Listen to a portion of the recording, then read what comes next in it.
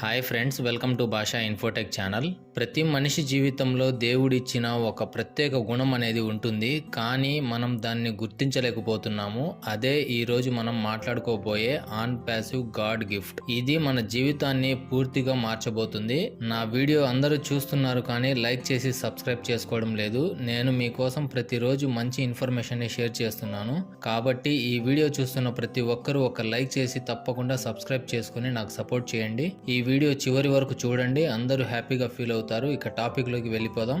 మనిషి స్వభావం అనేది దేవుడు పుట్టుకతోనే నిర్ణయిస్తాడు. ప్రతి వ్యక్తిలో వేర్వేరు లక్షణాలు ఉంటాయి. కొంతమంది పుట్టుకతోనే నాయకత్వ గుణాలు కలిగి ఉంటారు, మరికొందరు జీవిత ప్రయాణంలో కృషి, సహనం, అనుభవం ద్వారా వాటిని అభివృద్ధి చేసుకుంటారు. మనలో ఆ గుణాలే మన గమ్యాన్ని, మన విజయాన్ని నిర్ణయిస్తాయి.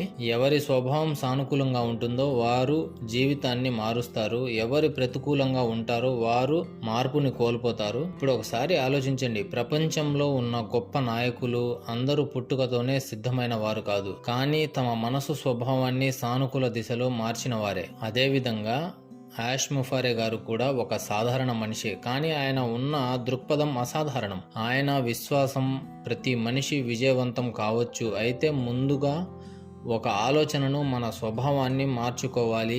అదే ఆయన స్థాపించిన ఆన్ ప్యాసివ్ యొక్క మూల సూత్రం. ఆన్ ప్యాసివ్ కేవలం ఒక కంపెనీ కాదు, అది ఒక మూమెంట్. టెక్నాలజీ ద్వారా మానవ అభివృద్ధి కోసం నడిచే ఉద్యమం. ఆన్ ప్యాసివ్ లో చెప్పబడిన ప్రతి టెక్నాలజీ, ప్రతి టూలు మనిషిని ఆటోమేషన్ వైపు నడిపిస్తూ తమ సమయాన్ని, తన ఆలోచనలను సానుకూల దిశలో వినియోగించుకునేలా మారుస్తుంది. మనిషి స్వభావం ఎప్పుడు నన్ను నేనెందుకు మార్చుకోవాలి అని అడుగుతుంది, కానీ యాష్ ముఫారే గారి దృష్టిలో change is not an option, it is a necessity.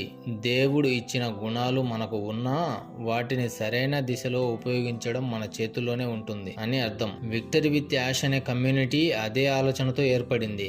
ఇది ఒక ఆధ్యాత్మికంగా, మానసికంగా మరియు వ్యాపారపరంగా ఎదగాలనే మంచి వ్యక్తుల సమూహం. ఇక్కడ మనిషికి నేర్పేది ఒక్కటే, నీ స్వభావాన్ని మార్చుకో, నీ శక్తిని నమ్ము, నీ దారిని మార్చు.